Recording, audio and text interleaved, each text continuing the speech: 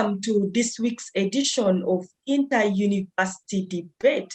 This week, we are hosting Kampala International University.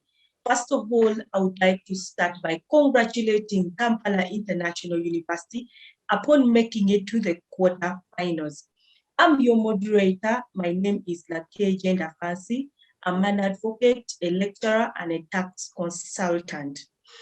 Inter-University Debate airs every Thursday from 2 p.m. to 4 p.m. on Civic Space TV, and it is brought to you by Center for Constitutional Governance and Civic Space TV. So previously, we had the Inter-University Debate where different universities battled each other to qualify for the quarterfinals. Several universities made it to the quarterfinals successfully, among which includes Kampala International University. Other universities include Makerere University, Kabale University, Islamic University in Uganda, Uganda Pentecostal University, Makerere University Business School, Mbara University of Science and Technology, Nkumba University, Uganda Christian University, Cavendish University, Ositema University, and Uganda Matters University in Kozi. So these universities have all made it to the quarterfinals. At this stage, we are now holding internal debates in these universities as they prepare to battle each other during the quarterfinals. Without wasting time, let me introduce the topic for today that we are going to debate. Our topic is, have Ugandans attained gender equality? What are the opportunities and challenges for gender equality in Uganda? So Kampala International University is going to help us unpack this topic today. Let me introduce the debaters. I will start with the gentleman who represented Kampala International University during the inter-university debate that saw Kampala International University qualify for the quarterfinals. Oguttu Titus, you're welcome to introduce yourself. Thank you so much, Jenda, for the opportunity. I want to say it's a pleasure to once again be here and have a fruitful discussion once again. And on today's topic, that have Ugandans attained gender equality? What are the opportunities and challenges for gender equality in Uganda? At that point, I would like to say that Uganda is a country that has been affected by a misunderstanding of history.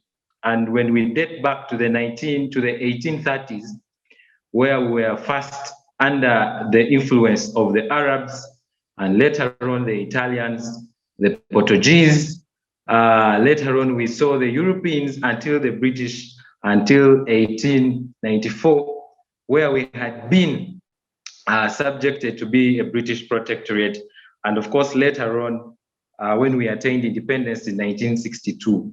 So looking at all those events and dissecting them into this discussion will be something so rich to determine whether actually Uganda has attained gender equality. However, to give a clear or simple concept on how I understand gender, gender basically is characteristics or attributes that are characterized with responsibilities of one being either a male or a female. And when we combine it together with gender equality, we are basically advocating for the equal treatment or same status or realization of equal opportunities between the female and the male gender. And I personally would wish to take this discussion more with the developments of the current laws that govern gender equality right from the 1995 Constitution. So basically from that background, dissecting it together with our traditions, cultures, and customs,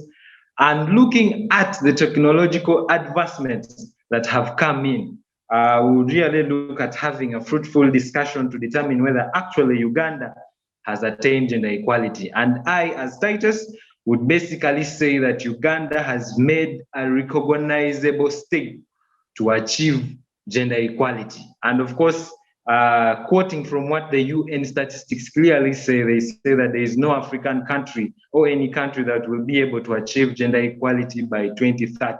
So I wouldn't be persuaded to say that Uganda has achieved gender equality, but rather say that Uganda has made recognizable steps to achieve gender equality. Thank you so much. Thank you. Thank you so much, Titus. That was a good introduction, and surely we will go into that discussion at a later stage. Let me welcome our second panelist for today, that is Ms. Ngabirano Joanita. Joanita, you're welcome to introduce yourself and give us your introductory remarks for the debate. Thank you very much, Madam Fancy Gender. My name is Ngabirano Joanita, a student at Kampala International University, doing LLB, that is Bachelor of Laws. I'm in my third year. I'm the current Vice President of Debate Club and the coordinator of African Youth Leadership Forum. Yeah, generally that's me. Getting into our today's topic of gender equality, it's a good opportunity and it is my pleasure to be here so that we discuss about this important topic. Gender equality, to me, it's a state where there is access of equal rights, representation, opportunities to all people, despite of your gender, whether you're female or male. In Uganda, most times when we talk about gender equality, all our minds go to the point of the girl child. The girl child has been left behind, only the boy child is being taken care of. And at the end of the day, we see that we leave out a lot. But to my understanding, gender equality should be focusing on equality of both the male and the female. Thank you very much. Thank you so much, Juanita, for that introduction. That was also quite elaborate. Let me move to the third panelist for today's debate, and that is Mr. Areeba Jonathan. Jonathan, you're welcome to introduce yourself and give us your introductory remarks for the debate. I'm Kampala University. I passed a bachelor's degree in law, and in my third year, I'll be going for the second semester of third year in August. And I think, well, Titus and Joanita have given a background of what gender equality is to this nation. And I think that I will basically define that gender equality is where people of all genders have equal responsibilities and equal opportunities. And to that extent, as we progress to have this discussion, we will realize that equality might not necessarily be equal, but equality might be getting someone to a place where they would not be if they were not uplifted, if they are not given some guarantees in life, bringing in the concept of affirmative action, which I'm sure we will look at as this debate progresses. Thank you so much, Fancy. Back to you. Thank you so much, Jonathan, for that introduction. Let me welcome our fourth panelist for today, and that is Ms. Akankwasa Marion. Marion, you have the floor. Thank you very much. I'm Akankwasa Marion, a student at Kampala International University pursuing my bachelor's degree in law. I'm in third year. Diving into today's topic regarding gender equality, which in simple terms means equality of all sexes or sexual equality. And basing on gender equality in Uganda will specifically derive from the 1830s up to the promulgation of the 1995 Constitution, and how the government or how the state has been favoring gender equality regardless of the sexes. And we shall specifically be looking at opportunities regarding of all people, regardless of their gender, in both political, social, and economic aspects. Yes, thank you. Thank you so much, Marion, for that introduction. Let us go straight and dive into the discussion.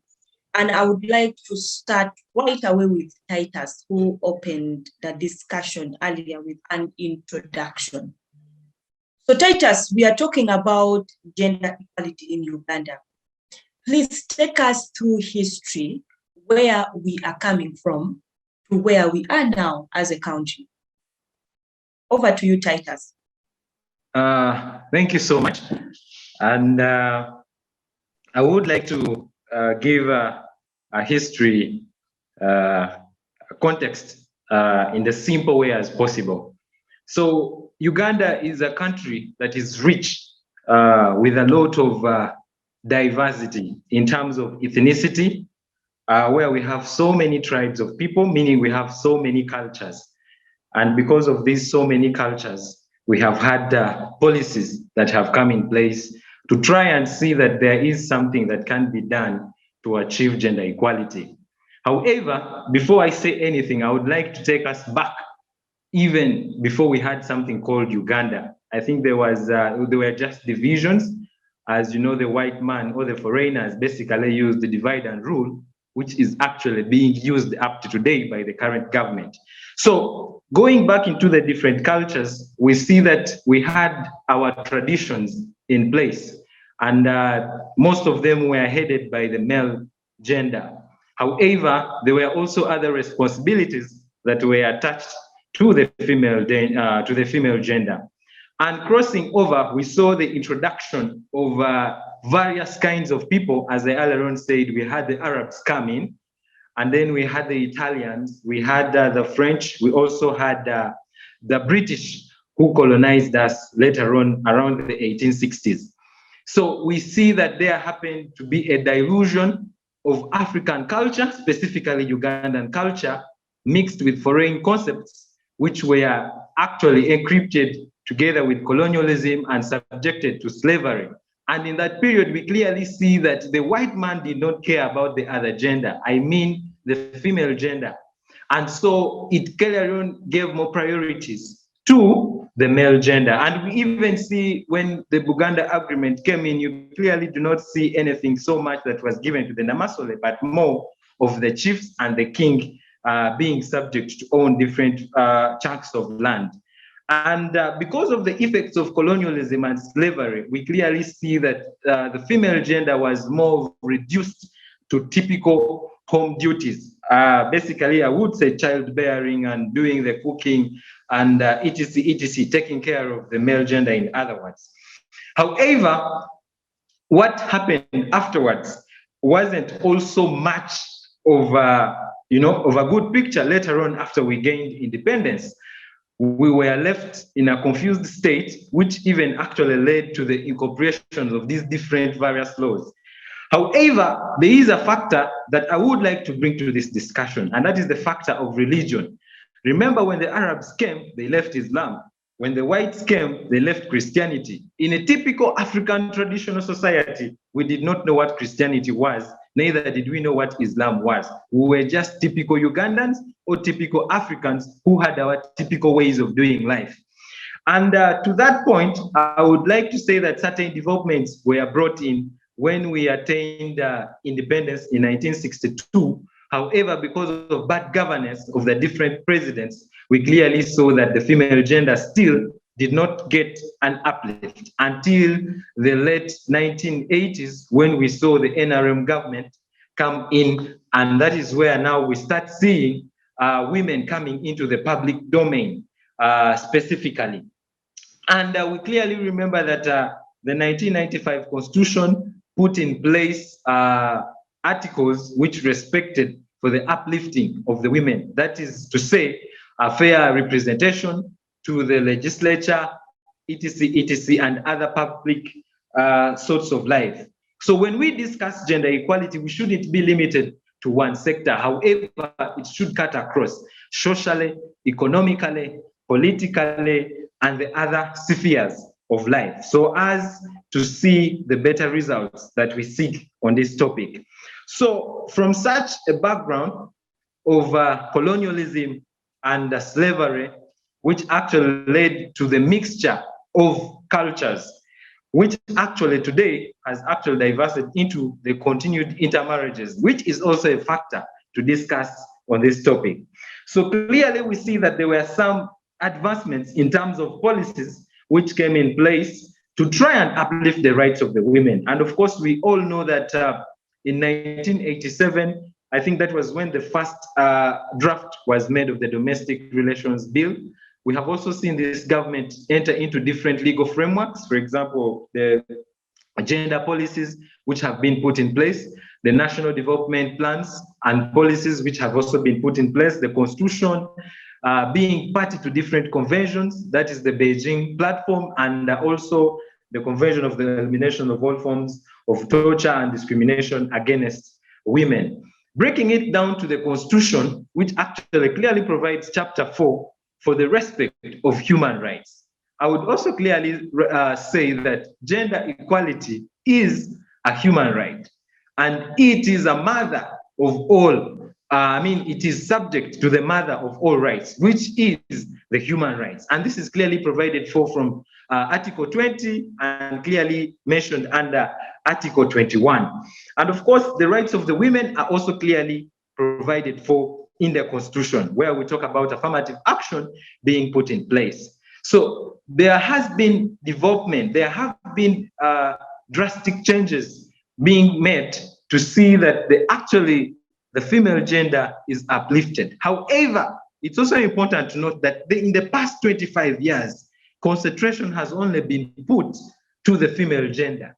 And now we see talks coming in that actually the male gender should be brought on board, which is actually healthy for this discussion and healthy if we are to achieve gender equality. So earlier on, as I had clearly stated, that gender equality is an advocacy for equal status, equal opportunities to realize full potential in terms of contribution, socially, culturally, economically, and to the political development. However, to mention, I would like to also say that there have been developments which have been made today, where now we see that there has been an increased representation of women in the parliament.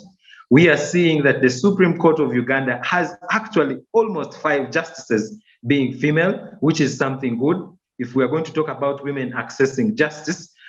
We have also seen women develop or flourish in the economic sector. Some of them are being given access to the financial inclusion programs being put in place. However, I would like to make a comment that it looks like the government of Uganda has put much concentration on the top and forgotten about the bottom, because there is no way you're going to talk about gender equality when you can't provide solutions to the family unit. Gender equality starts from discussing ideas from the bottom. That is the family. So to change the mindset of human beings, you need to tell somebody that immediately a woman or a girl gets pregnant, she is going to become a mother. She's going to become a mother. Someone is going to become a mother. So discussion should be widely embodied with the diversity we have today in Uganda. And from that point, I would like to say that the NRF makes strides, and we clearly see that they put the quota system reserved seats for the female gender. And when you look at Article 78 of the Constitution, it provides to, I would like to Constitution Clause 1, where it provides for members being directly elected to Parliament, and B, a woman being also having a woman district. So, I would like to do something for discussion. Concentration has only been put to one woman representative per district, yet the government keeps on dividing these districts into different constituencies. We don't see discussion of something like representation of women. We stick to one woman representative, and at the end of the day, 4 members of parliament from one district to 1 year. So this is a concept that should be given much concentration, and the concentration should start from the bottom. Unfortunately, this country has been lost with the concept of politics and everything is politics. And we have lost up on the other concepts such as domestic violence. We don't see solutions being provided for. Menstrual stigma is not being given attention. We're discussing sexual reproductive rights. We don't talk about the main point. We are losing the point at one point. That's what I have to say. Okay, thank you, Titus, for taking us through history in terms of gender equality, where we are coming from as a country and where we are now. And he was able to also take us through the legal framework on gender equality. Let me move and bring the next discussant in this discussion, and that is Joanita.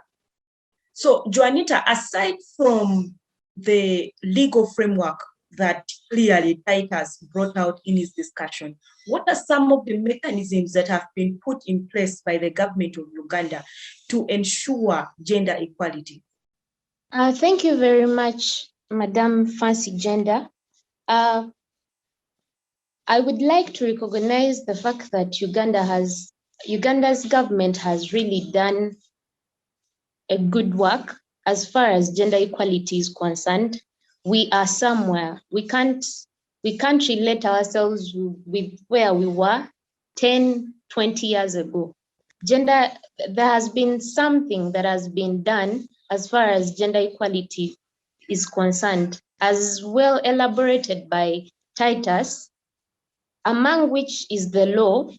But other than the law, we see that there have been some organizations that have been set up that are advocating for gender equality. Like we were saying, the fact that we are advocating for gender equality should not leave out the male child. We see the United Nations initiative that looks at gender equality and advocating for equality in the community and society. We see organizations like FIDA.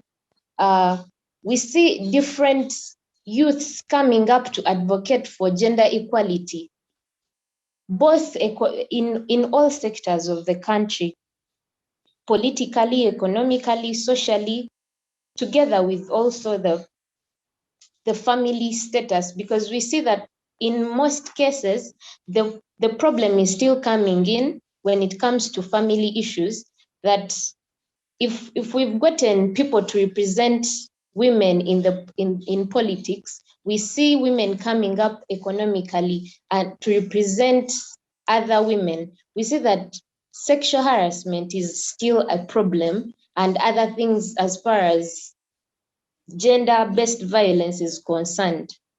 Thank you very much. Okay, thank you, Joan. Let me move to Jonathan. So, Jonathan, when you look at the legal framework and the policy framework put in place by the government of Uganda, and also some other mechanisms that the government has put in place, would you say that the government of Uganda has done enough to ensure that this country achieves gender equality? Enough, not really. Thank you, Fancy. And has done enough to promote gender equality. What we can say, though, is that the steps are progressive and at least recognizable, like Joanita and Titus have pointed out. But a lot more can be done to achieve gender equality. I'll give you an example, Fancy. For example, Titus has been telling you that of all the districts in Uganda, we have a woman MP, but not of all the constituencies. And actually, when you look at the statistics, only around 35% of the parliament constitutes women members of parliament. The percent belongs to, not because the women are not, the women members of parliament seats are not occupied, but even when you go to the constituency level, women cannot compete. So to that extent, government can bring about policies like leveling the law on, for example, political aspirations, and like Titus had already pointed out in today's debate, suggests that for every constituency, you have a male and female MP to that extent. And there are a lot of examples I can give. So to directly answer your question, the government has done recognizable steps that we think have gone a step to achieve gender equality. But we cannot suggest that this is enough, so the government should just stop there and not pursue gender equality more. Maybe I should also point out, Fancy, that gender equality is an ideal. And of course, even other nations, I was looking at Kenya and the elections in Kenya, and Raila Odinga chose a running mate as a woman. And it was the first woman in Kenya to be a running mate. So I want to compare Uganda to all other nations. Recently, when Clinton was running for president in America, she was the first woman to run for president.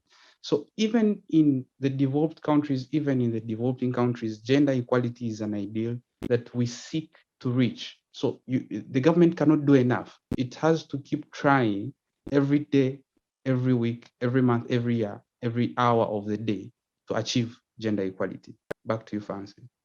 Okay, thank you, Jonathan, for that. Let me bring Marion into this discussion. She is our fourth panelist for today. So Marion, I would like to ask you something that is very, very direct in this topic for today. My question to you is, would you say we have achieved gender equality as a country? Thank you very much, Madam Percy.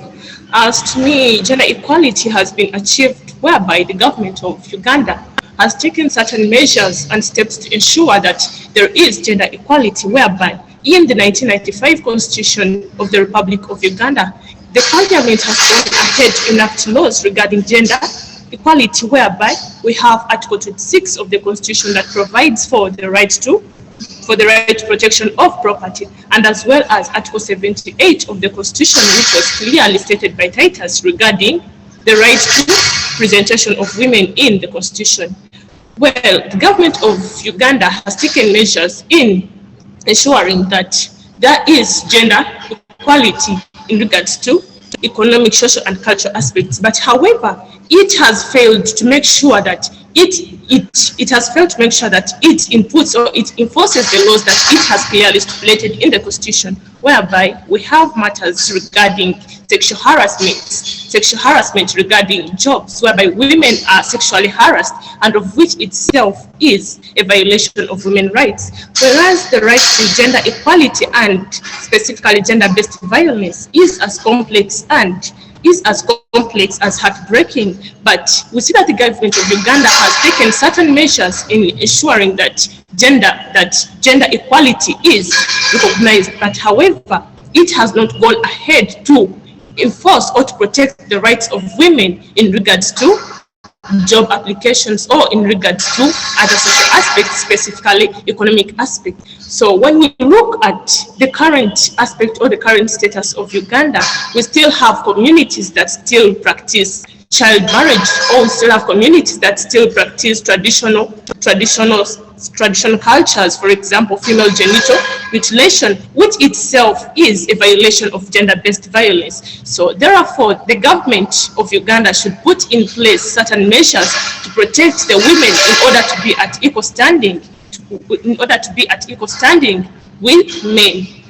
Therefore, the government of Uganda has not done enough in protecting the female in regards to gender-based violence. Thank you. Okay, thank you, Marion. Before I move to bring Titus back into the discussion, Marion, I would like to get back to you again. So what I would like to understand from your discussion is what hasn't the government done? Because we understand that the government has put in place laws that bar issues of defilement. We have the Penal Code Act. The government, when you talk about female genital mutilation, the government has put in place the FGM Act. That was, I think that was 2010. We have even an act on domestic violence. We have all these laws in place. So what I would like to understand is what hasn't the government done is it a problem of the law, or is it something that the government should have done besides the law that the government hasn't done? So I'm back with you, Marion. Thank you very much. Yes, the government of Uganda has put out certain laws regarding gender equality, and the laws are in place, but however, the enforcement of laws itself is lacking. For example, in certain rural areas, we have a high variety or a large number of women who are still underlooked by men. For example, in rural areas, women are not engaged in the social aspect whereby they're considered to be of the weak gender. They are supposed to stay at home and not to participate in the social aspect of life. Whereas the government of Uganda has put out certain laws in protecting the women equality in regards to gender equality, it has not gone ahead to provide funds in order to help those women in rural areas in order to help them to start up small. Thank you so much, Marion. Let me bring Titus back into the discussion. So Titus, I would like you to pick right from where Marion stopped. We would like to understand where the gap is in terms of the fight for gender equality in this country. Because as I was listening to your submission, I picked that there are laws in place that have been put, there are policies in place. So where is the gap? What aren't we doing as a country so that we totally achieve gender equality? Over to you, Titus.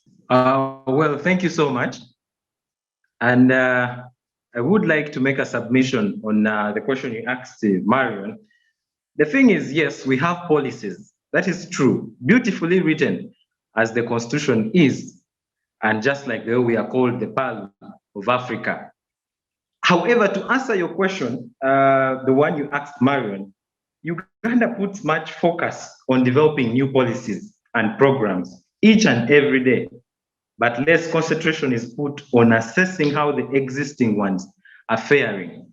So in simple terms, those policies which address sexual offenses or sexual assaults or sexual abuses to women actually remain on the shelves, just like the way the Domestic Relations Bill, which was first drafted in 1987, has never found itself adequately in the Ugandan society.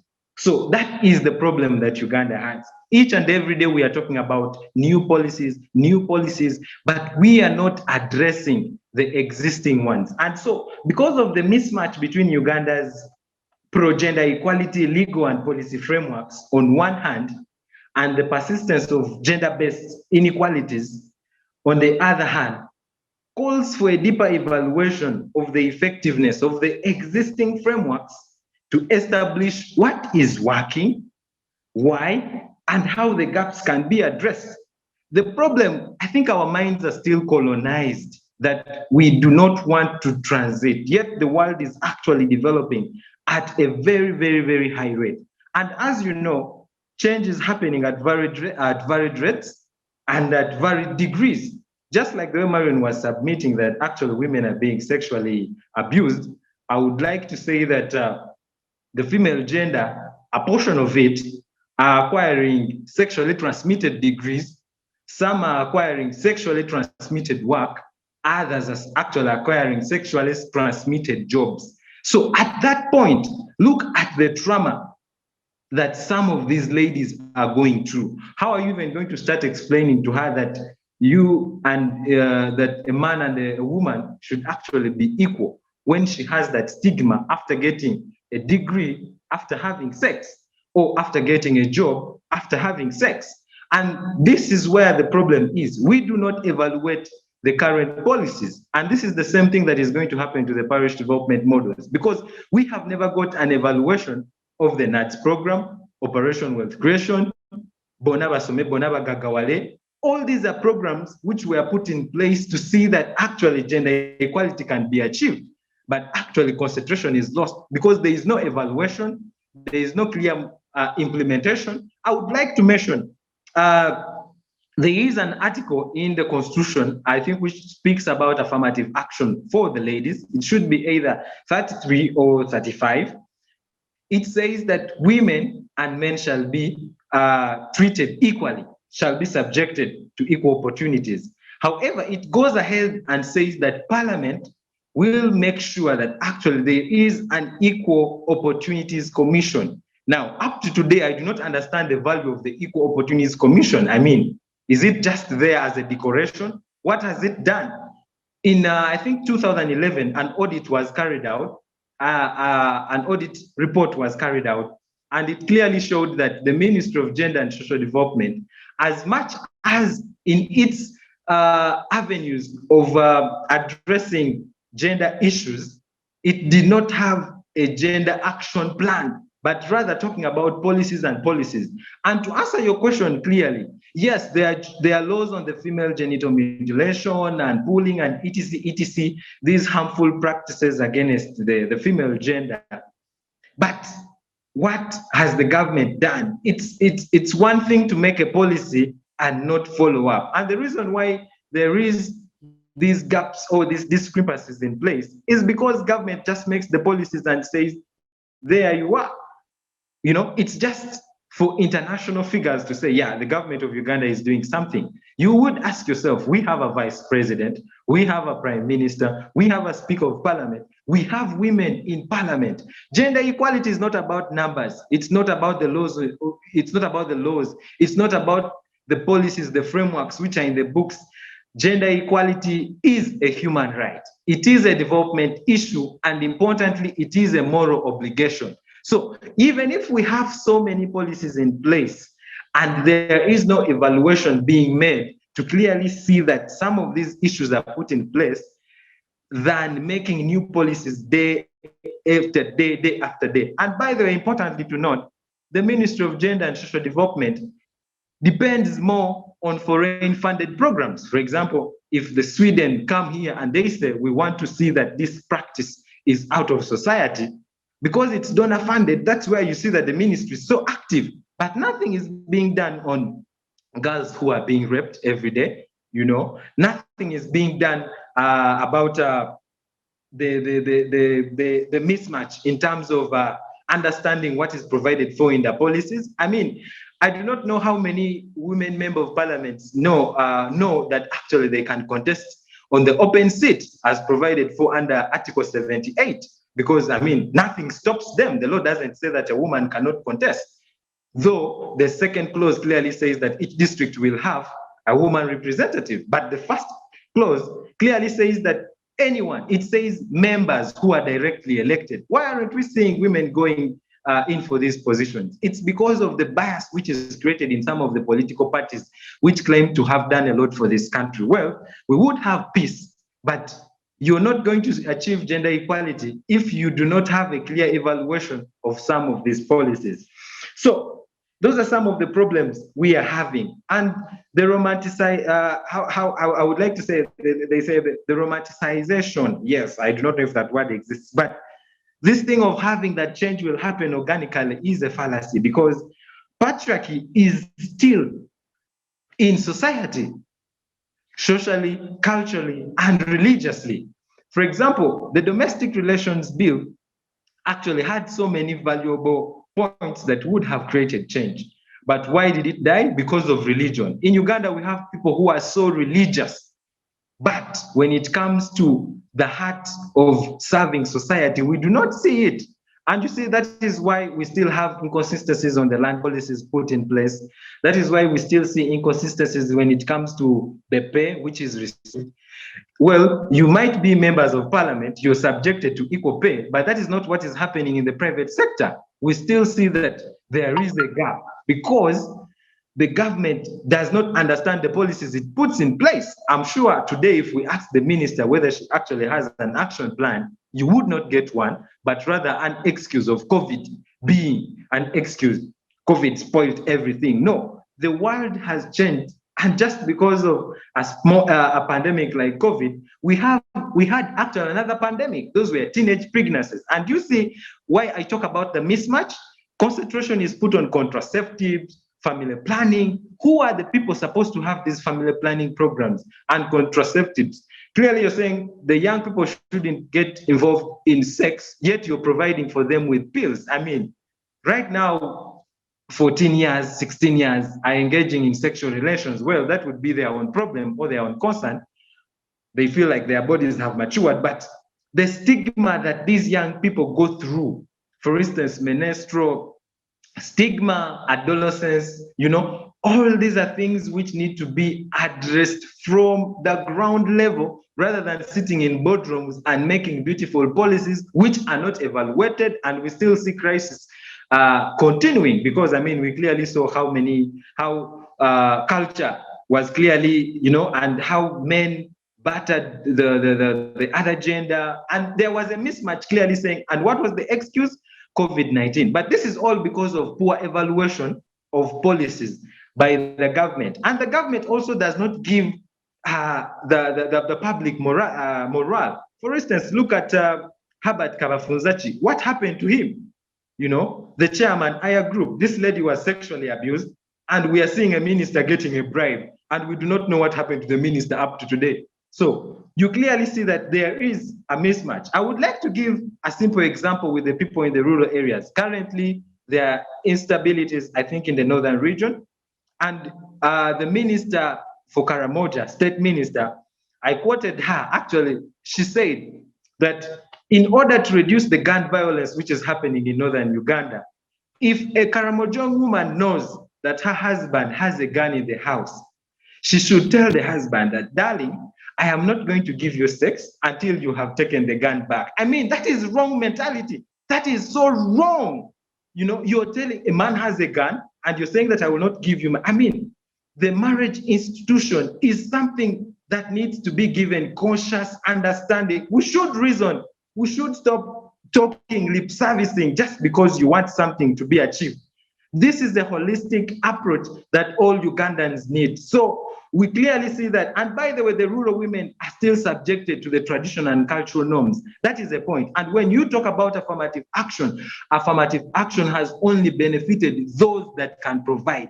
It hasn't benefited those that do not have money to promote that. There are so many children in the villages who want to access education, but because they do not want to access education, their parents are selling them off as cheap as 1 million shillings. Why? Because the government does not know what is happening in rural areas, but because women are driving Lamborghinis. I mean, how many women are driving Lamborghinis?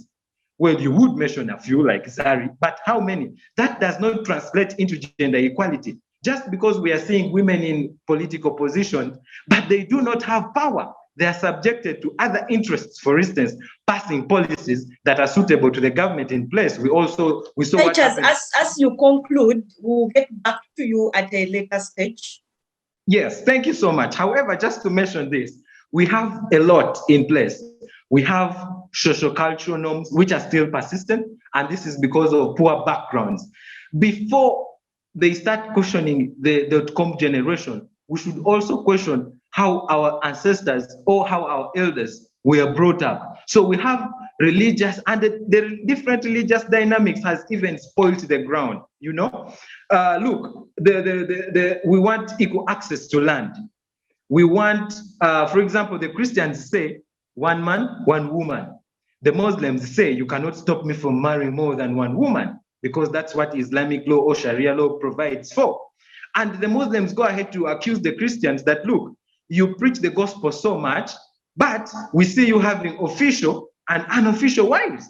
You accept prostitution to thrive in society, yet you advocate for Christianity. And, this mismatch has created problems. And that is why we are going to take a long time to achieve gender equality in Uganda, because of poor evaluation of policies. Thank you so much, Gender. Thank you, Titus. I can see the passion with which you discuss this topic.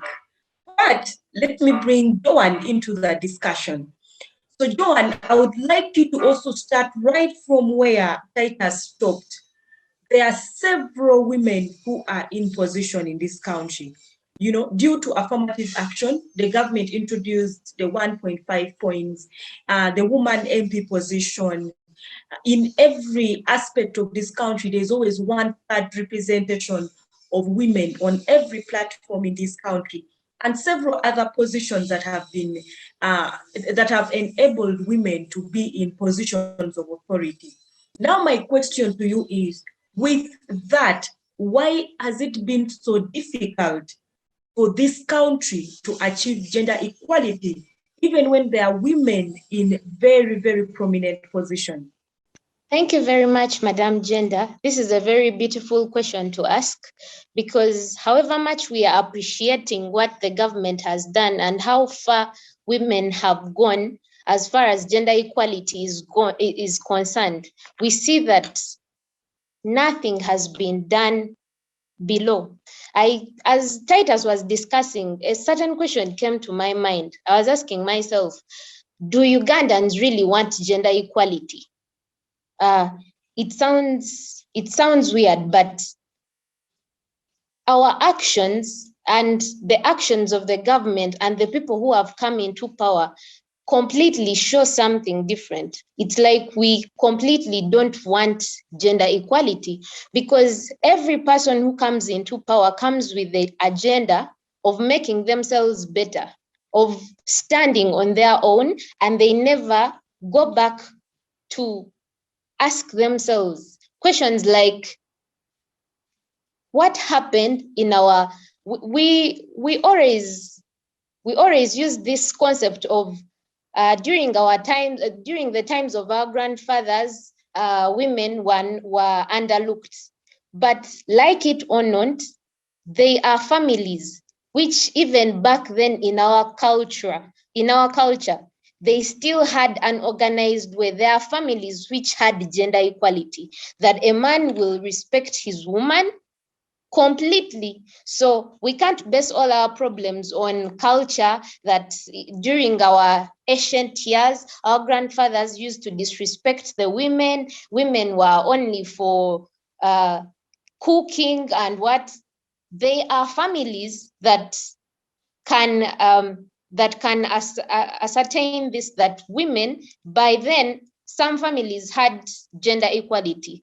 Their men respected them. So what is the problem that is in this country that is stopping us from attaining gender equality, even when we are having a vice president who is a woman, a prime minister, different MPs in society, different leaders, and different economic developed women?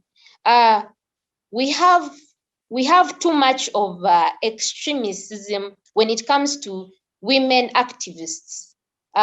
We base on a certain topic to discuss our problems as women, and completely fail to look at the most important things, like how are we going to help the people who don't know anything about gender equality? Because if somebody comes into power and is considering looking at what he has attained, and you see, even when we are discussing these topics, we are appreciating the fact that we have MPs, but what have they done for these women? Different on social media, different days you will see different memes and articles about a woman who has been beaten, and a certain lady is by her side recording with too much confidence, or a child being beaten up by the father, and a certain man or woman is recording, and these things always come on social media and nothing is ever done about it. No woman will look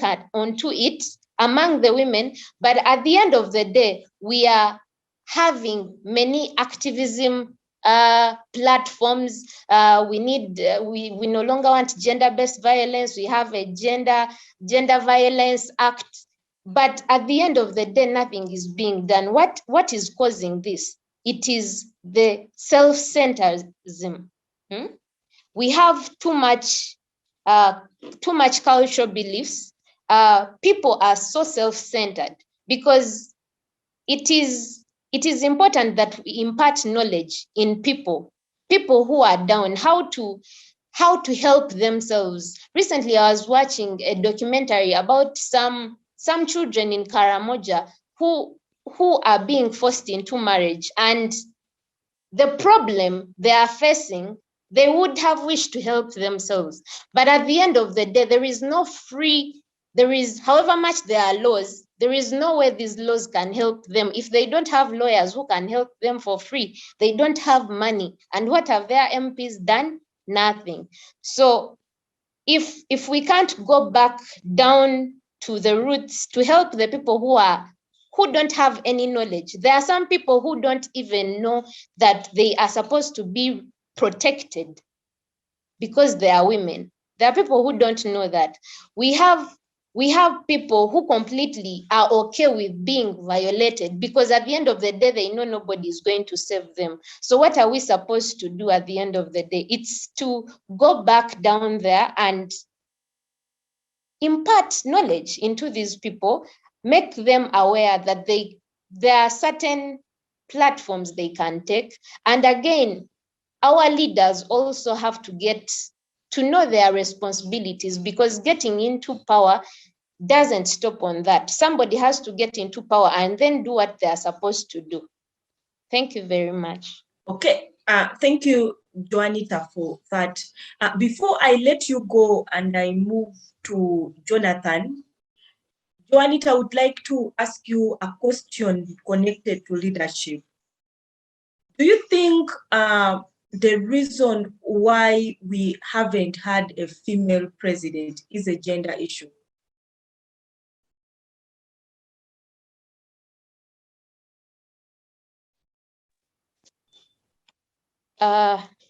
Not really. Gender, what a question. We can't really say that when it comes to Ugandan politics, the problem is a gender issue, because since I was born, I've been born under one president's regime. So we can't base our problems on gender really, but still the fact that I think we had one lady back who has ever contested for, not one, there are two. Even in the recent elections, we have had ladies actually, that have not just two. Okay. So literally, it's not the problem of gender. I can say that women have tried, because by the time we have gotten an opportunity for a woman to stand up and contest for presidency, that means that women are getting up and they're getting to know that they have an opportunity to become leaders. But like Titus was saying, there is still that local belief within us Ugandans that a woman cannot do better, because by the time the Constitution under Article 33 protects a woman and accepts her to engage in any political leadership, but again, we see no woman has ever come up to contest for woman for MPship, but they always consider their second option. It is, I wouldn't call it fear, but it shows that we still have fears within us, that women have not yet realized that they have certain powers within them to do certain things. So going back to your question, I wouldn't say that the fact that we haven't gotten a woman president, it can't be because of gender, but it could be a contribution. It could be a contribution using an example of the MPs that we've had and the different leaders that we are having in other sectors. Thank you very much.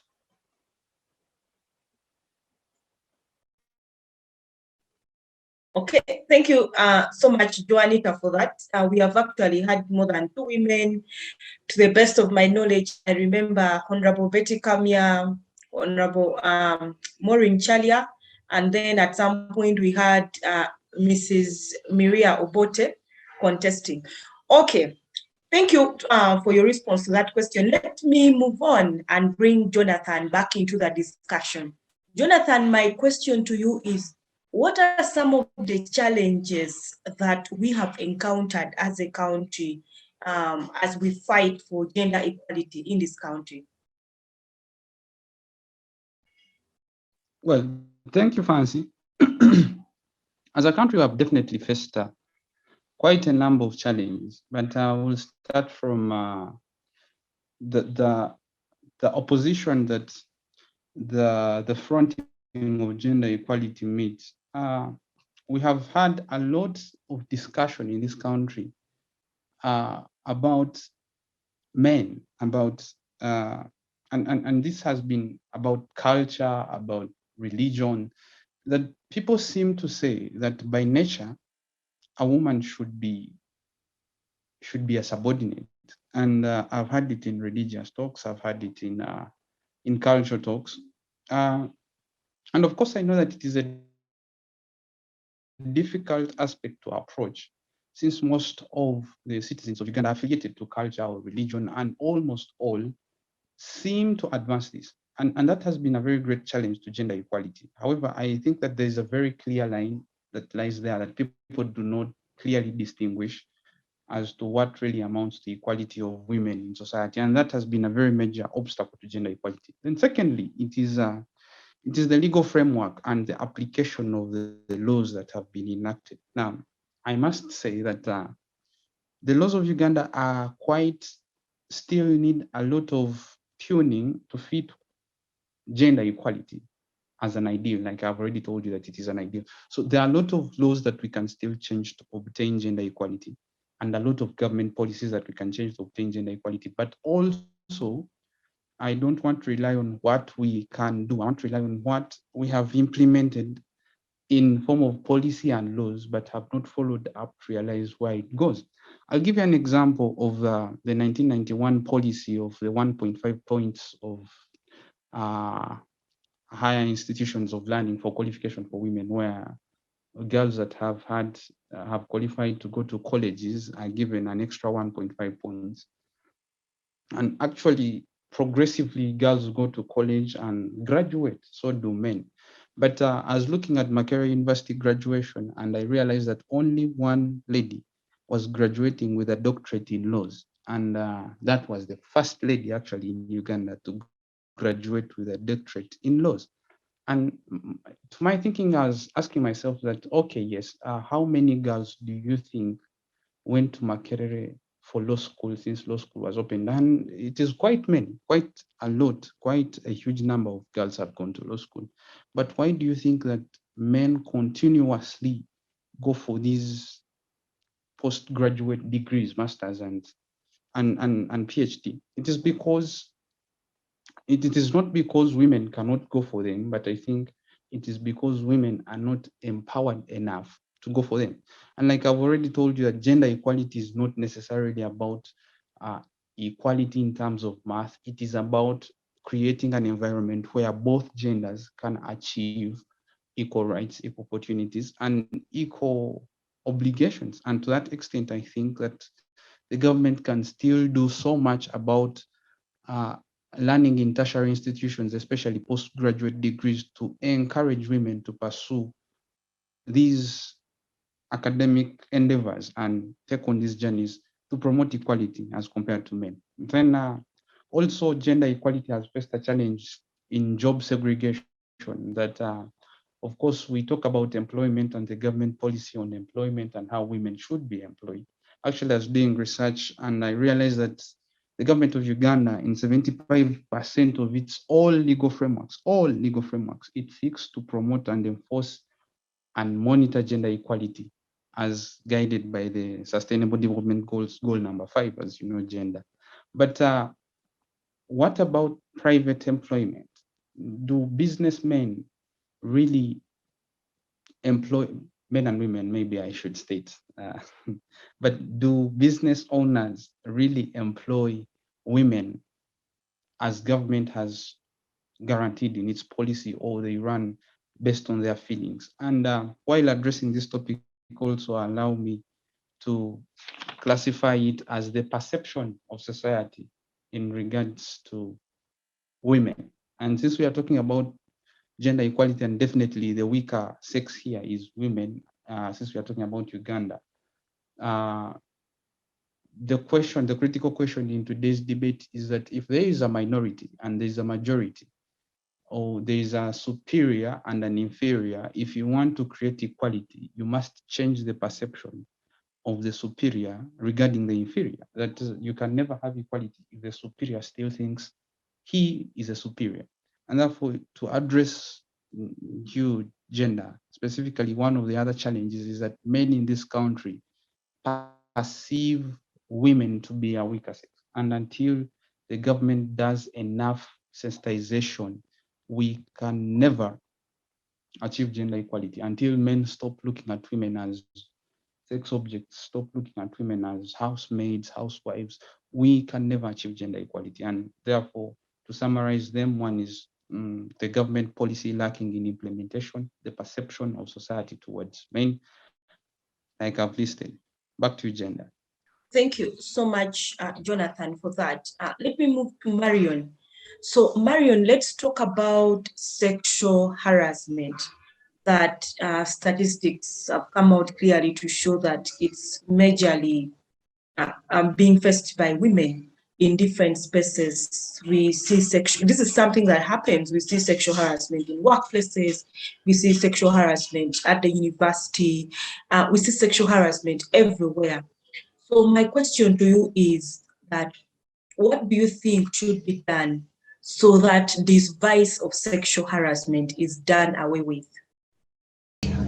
Basing on sexual harassment, we clearly see that, yes, the government has put in place laws, but however, few people have been sensitized about those laws. And when we look in the issue regarding job applications in our current status in Uganda, women have been sexually harassed in job applications. Whereas most of the women, for example, in Karamoja are not sensitized or are not equipped with the laws in regards to the protection of women in gender equality.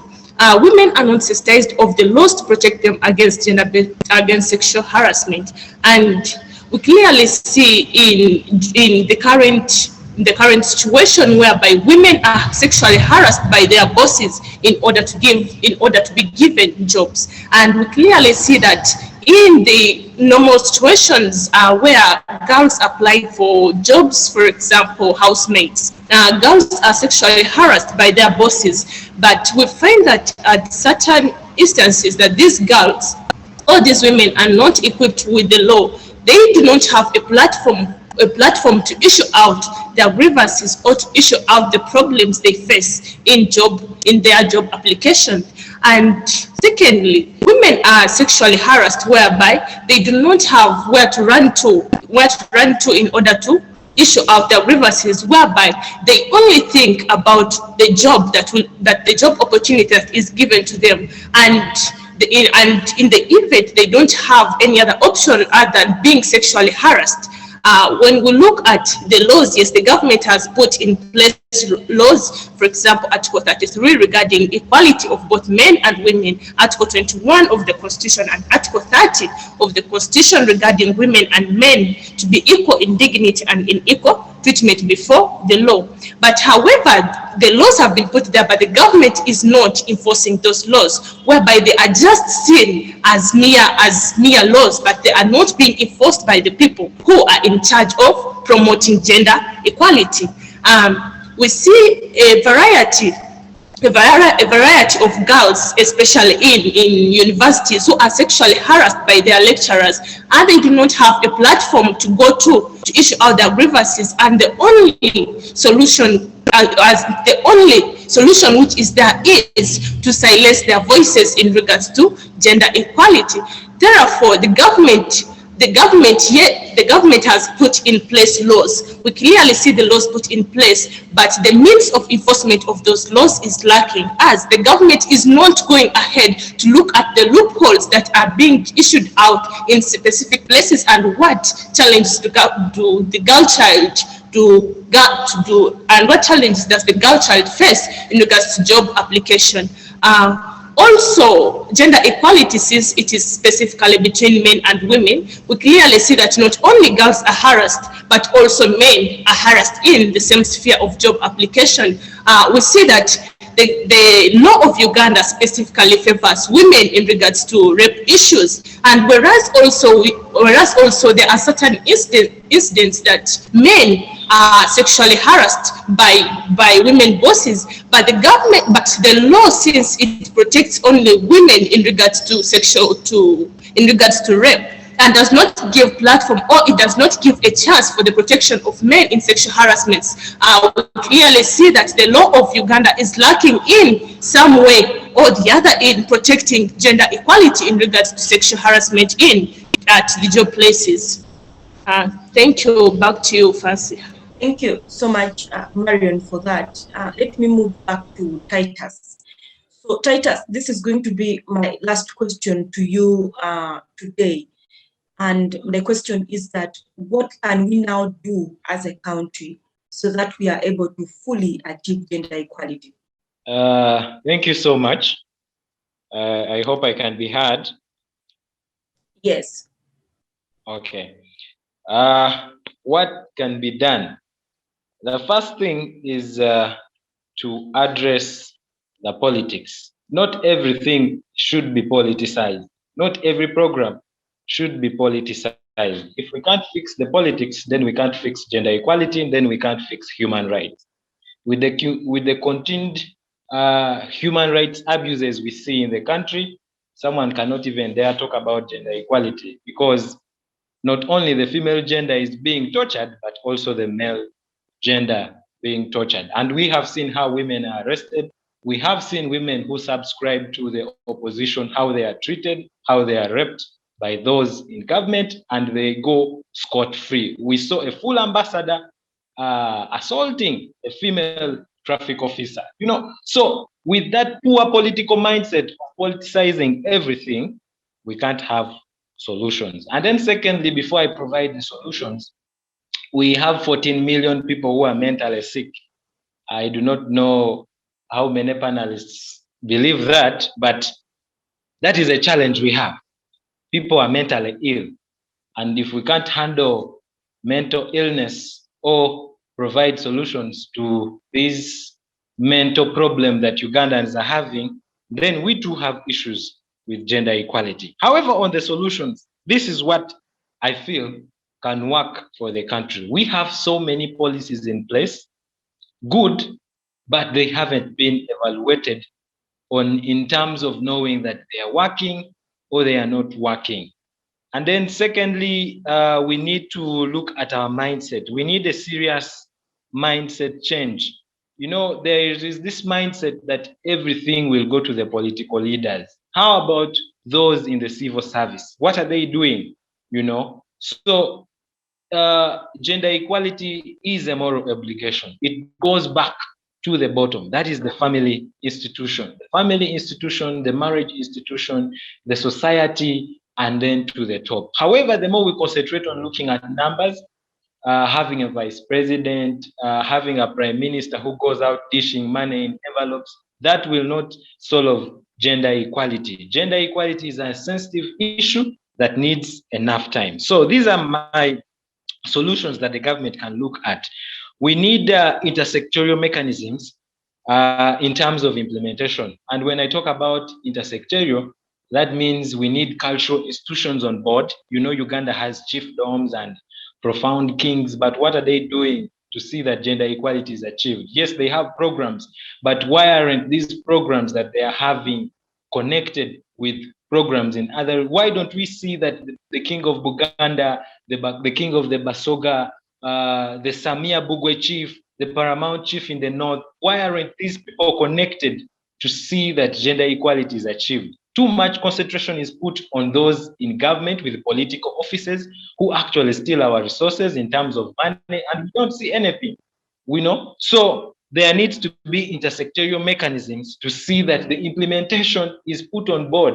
And the reason why these institutions cannot come in place is because of, how do I say, in Uganda, when you talk the truth, they say, Oyo yelaga. So we should change the mindset. We should have intersectorial mechanisms. That means cultural institutions brought on board, religious institutions brought on board, those holding public service on board, having the military, the police, and those occupying the big offices in the country. Secondly, we need general societal responses. There should be a critical rethinking of traditional gender roles. There is a discussion about women kneeling and not kneeling and them being subjected to so and so. Some of these things need critical rethinking on the value of some of these roles. Are they really bad? I mean, today people are kneeling in terms of saying no to racism. Okay, so I do not see why there should be small, cheap talk. There should be a general response incorporating the society, in that even a man who does not know English will understand what is going on in the country. And then lastly, would be a holistic approach. We don't need a political approach to solve gender equality. No, we don't need a political approach. We need an approach from the bottom, not from parliament to the people, but from the people to the parliament and to the whole country. That is what is going to help us. So if we have a diversity connection from the people to those in power to those in the public service, we will have better results in terms of implementation of policies that will be put in place. And of course, you know, gender equality is not only as a result or as a result of a discrepancy of one problem. No, society has so many problems. And with the current trend that so many people are poor in Uganda, a poor person has so many problems. And by the time you start discussing gender equality, when you cannot provide a clear environment for him to discuss gender equality, then I don't think female genital mutilation policies will make or will be of any value. However, I would wish to recognize the strides that have been made by the government, and we put them at a recognizable standard, because there is a lot more that needs to be done. Thank you so much. Thank you so much, Titus, for your contribution. Let me move to Joanita. So, Joan, additional to what Titus has brought out, and feel free to disagree with Titus, what do you think we should do as a country to fully achieve gender equality? Thank you very much. When it comes to disagreeing with Titus, I will start with mental illness. I don't know to what extent mental illness is a problem to gender equality in Uganda. I don't know if they will give you a chance, Titus, to come back and explain to me that, yes, there are a lot of people who have mental problems in Uganda, but we can't, we can't base that onto our problems of gender equality. One of the points that Titus looked at was mindset, and I find it to be a very important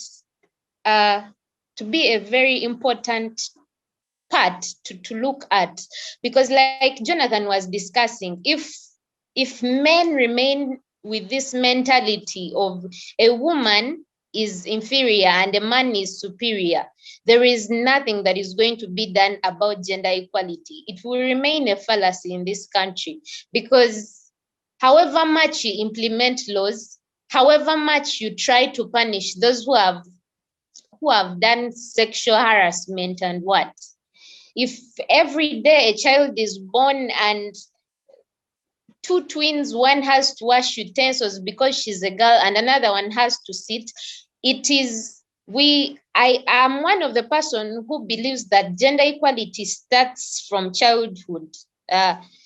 The way you raise children also matter in the family. So if we are having families where from childhood, a boy knows that he is a boy, he's supposed to play games, and a girl is supposed to wash utensils, it is going to remain the mindset. So like Jonathan was saying, as long as we can fix the problem of mindset, they change the mentality of human beings that we are equal, which is not going to be possible. It is going to take long, that is if it is to happen. It is going to take long to achieve complete gender equality, because a lot has to be done, and among which is mindset, empowerment of women. It is well recognized according to our discussion today that most women, if not all, however much we are advocating for gender equality, women still have that mentality that we are inferior. Even those who are advocating for it, they are advocating for it, but to some extent, a woman will tell you that I can't do this because I'm a woman. Yet, if those women were empowered, they have capabilities of doing such activities. We've seen some women who have tried to do some carpentry work that people never recognized for a woman to do. That even in society, when you're seen doing that, they will laugh at you. They'll be like, what kind of woman does this? A woman should be in the kitchen. So the mindset and mentality of Ugandans is still under that kind of thinking that a woman is inferior and a man is superior. And it is one of the reasons that it's going to take very long for Ugandans to attain equality. That is for both the women and men. Thank you very much. Thank you, Joan. We will have Titus respond during his closing remarks to your question, but let's move to Jonathan. So, Jonathan, aside from what has come out from Titus and Joanita, like I said to Joanita, feel free to disagree with them. What do you think we can do as a country to fully achieve gender equality? You have the floor. Thank you once again, Fancy. I'll start from where Joanita stopped. I will point out not so much as in to repeat, but to say that gender equality is not a Ugandan or African problem. It is a world problem. And from where Joanita stopped, predominantly the world throughout the different levels of civilization, we have had a problem of gender equality because naturally women appear inferior and men superior. And that perception has questioned the whole idea of gender equality. And therefore, what can be done is changing that perception. But since this is like the last time you're asking me to bring out this clearly, you know that during the first time America was independent and had elections, women did not vote.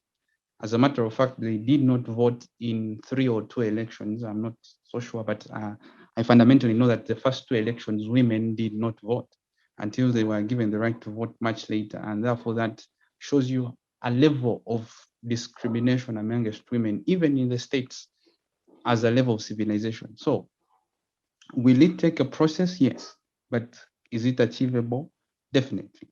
And one of the first steps, as Joanita has already stated, is that we must attribute it to perception. If we can change perception of people, then we can achieve gender equality. Secondly, it is about enforcement of the law. If you have enacted the law concerning the means to achieve gender equality, then follow it up.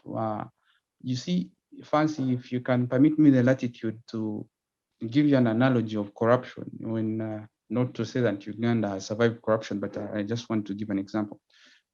When Uganda enacted laws against corruption, it followed it up with organizations like the Anti-Corruption Organization, the Inspectorate of Government, which are doing a great work to ensure that corruption is actually sieved out. But in as much as we enact laws on gender equality, we do not implement organizations which are sort of auditing organizations, apart from courts of law, which only apply or work when cases are brought before them. We need people to be on the lookout, and not necessarily NGOs, not necessarily the UN. We need government instituted organization to be on the lookout to promote gender equality. So we can also do that. Now, as to whether Titus and concerning the people that have madness, I think Titus was trying to point out the recent news headline that showed that around 14 million Ugandans have mental problems, and the story was that it is because of the economic social situation that Uganda is in, where people are depressed, and because of these very many problems, they are mentally disturbed, they are distressed. And as to whether it really can be a cause of gender inequality, I want to agree with Titus, because you see, domestic violence, which is also an aspect of gender inequality, and violence in general, is a way of expressing feelings. That when people are stressed, when people are facing certain problems, they express themselves violently. Should they express themselves violently? Definitely no. But in truth, do they express themselves violently? Yes, they do. And to that extent, I want to agree with Titus that this depression, this sort of mindset, has led men to go and drink all day and come back home and beat up their wives at home. They have caused all this inequality among society, and specifically gender inequality.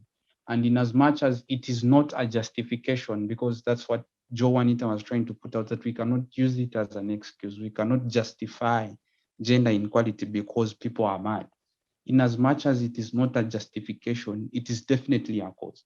So we can talk all we want, but as long as people are still having problems, then we shall have not only gender inequality, we shall have a lot of violence, not directed to gender, but even gender inclusive. So among the things that government should rectify is the economic situation. And with that, Fancy, I would like to bring the floor back to you, and thank you. Thank you so much, Jonathan. Let me move to Marion. So Marion, a lot has come out from the panelists on what we should do as a country in order to achieve gender equality. My question to you is to look at it from the aspect of the women. What contribution can the women make to promote gender equality in this country? Pardon question? What contribution can the women make in order to promote gender equality in this country? Thank you. If I can repeat your question, you say, what contribution can women make to promote gender equality in the country? Yes. All right. Thank you. On my submission, women can improve sensitization, whereby they can encourage their fellow women to participate in the social, cultural, and political aspects of Uganda. For example, when we move to the Uganda setting in terms of the parliament, in February 2021, when they clearly stated out that around 34.9% of the seats in parliament are being occupied by women.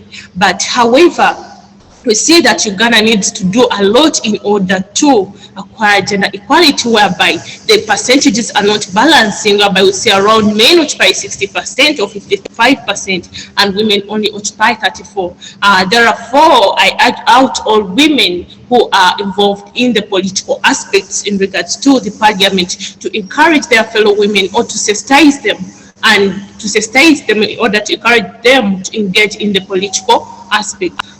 Furthermore, I would suggest that the female representatives in the parliament would opt the government to provide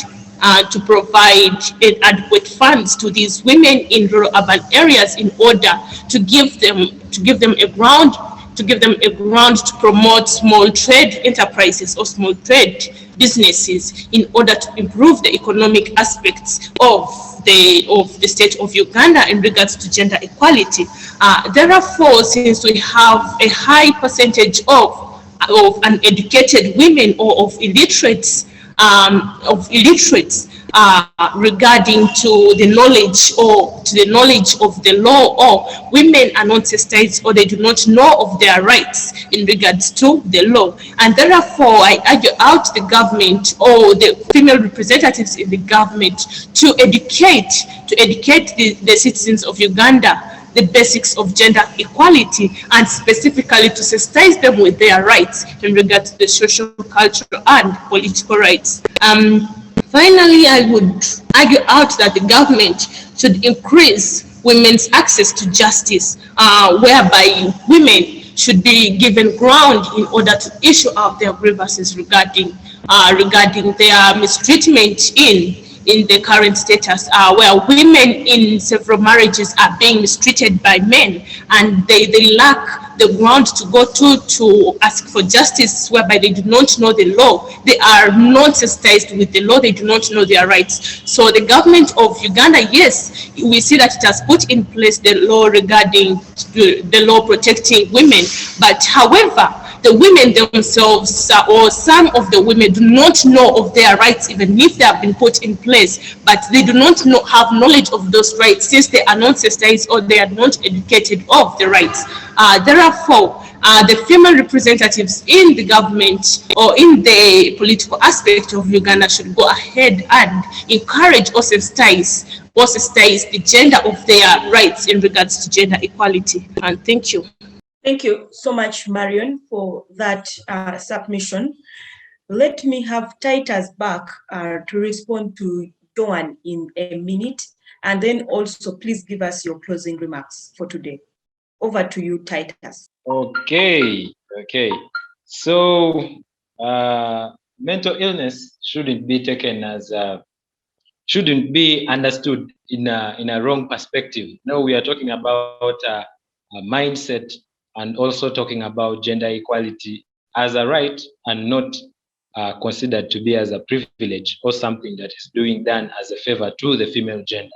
It is a right and not a privilege. And remember, if those statistics were right, they say that 5.1 were female and 3.6 were male. However, the challenges that the female gender face are many. And to break down, I would wish to mention a few. I'm sorry if this will hurt any woman out there, but I'm just mentioning it for the sake of clarity. Women face challenges, for example, being raped,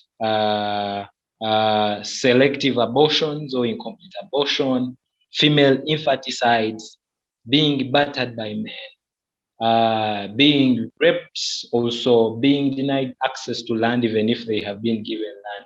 So some of these things put them in a state of depression, just as the way Jonathan had mentioned, or bring about some stress factor to the female gender. I did not bring it up as a concept of saying that it can be a determining factor. However, if those statistics are real, 14% is close to a quarter of the population of Uganda, if I'm not wrong in mathematics. So that is the concept I brought in terms of the challenges that women continue to face in terms of sexual reproductive health, majorly. And we all know what that means. We know very many number of girls that have dropped out of schools because they do not have pads, menstrual stigma.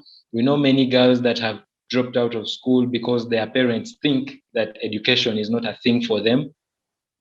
Parents who don't think that they can do something out of their lives and just subject them to child marriage. So that stigma which comes with that pressure is the direction that I was taking it in. And when you talk about mental health, people think about madness and everything. No, it is something that can be addressed in a more civil way and understood best. So that is what I meant. However, and let me hope I have I've made Joan happy and other colleagues.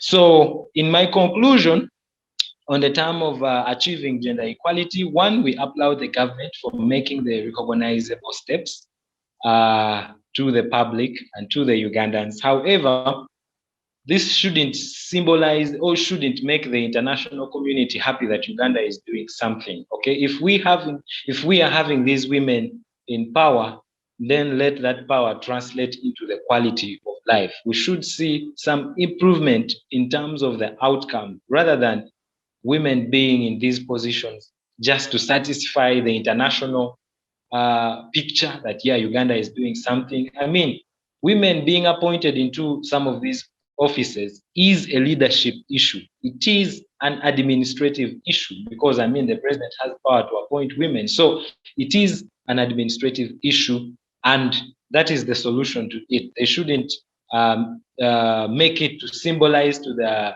international community that, yeah, everything is good, Uganda is making strides, but it does not reflect the quality of life to the bottom, to the woman in the rural area. So that is the direction I was taking my point to. And also we need to make laws based on what the majority think.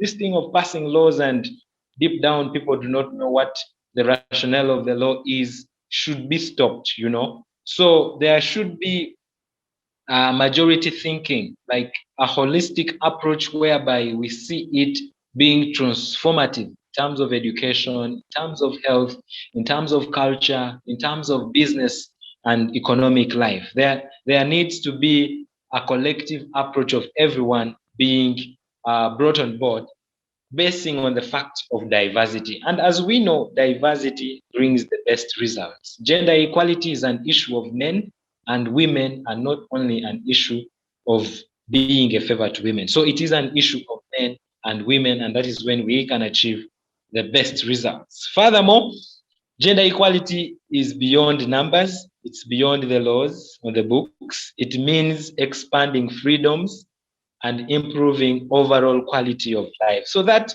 equality is achieved without sacrificing the gains for the males or the females. That is what it should be about. Otherwise, thank you so much for hosting, and thank you so much for CCG giving a platform to young people to talk about such important issues in society. Thank you so much. Thank you so much, Titus. Let me move to Joanita to give us her closing remarks. Thank you so much, Fancy Gender.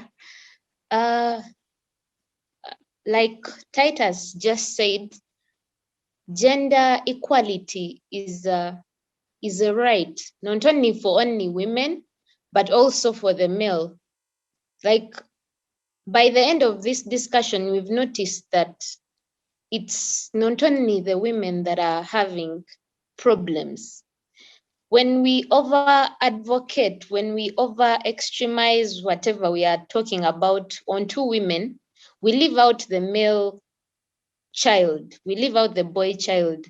And I find educating a boy child very important, not only for the purposes of gender equality, because when you look at our communities in this country, when every time we advocate for a boy child, for a girl child, a boy child have started noticing that they are being left out. But the fact that these boy children are not attending these conferences that we always advocate for, women leadership conferences, all these conferences that they always hold, if they always base them on women, boy children are always left out. So what happens? The children, or the male always go out there and make these mistakes. Why? They have not been looked at, they have not been educated. And at the end of the day, this does not solve the problem of women, because however much you're educating children, the girls, how to fight for their rights, how to protect themselves from sexual harassment, and you're not educating the boy child, then there is nothing that is being done. So I find it important that in the laws that are being implemented, the boy child should not be neglected at all, because like we are saying, gender equality is for both male and female. Thank you very much. Thank you so much, Joanita. Let me move to Jonathan. Yes, Fancy. Thank you again for the opportunity.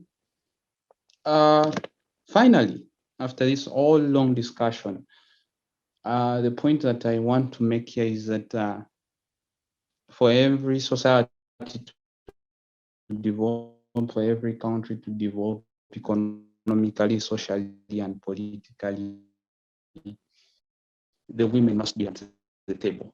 And if Uganda is going to move forward, then gender equality is specifically a requirement that should be made before Uganda can move forward. That if we're going to have economic prosperity, diversity in thinking as to how we approach labor that is employed on merit, not because a certain group of people is sidelined or discriminated against, then we must achieve gender equality.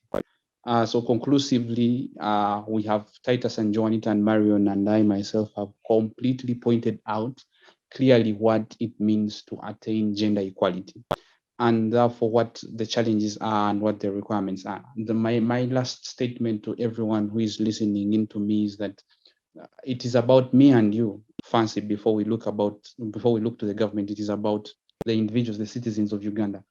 living every day believing that all genders are equal. And finally, my last statement, Fancy. Just to point out, I refused to bring this earlier, but it would bring a lot of confusion in today's debate. But the next time you're having a debate on gender equality, especially in Uganda, and with the progression that I look onto from Western countries, it will be a very difficult debate because you will have to define gender, recent a woman. And to that extent, I know it is not today's discussion, but hoping and equality will be so much in question. But I believe that with time we shall have gender equality. Thank you very much, Fancy. Thank you so much, Jonathan, for your closing remarks. Let me move to Marion. Thank you very much once again. Proceeding on to the conclusion of today's topic regarding gender equality, I submit that gender equality is not only based on protecting the rights of women, but also goes both ways to protecting the rights of men.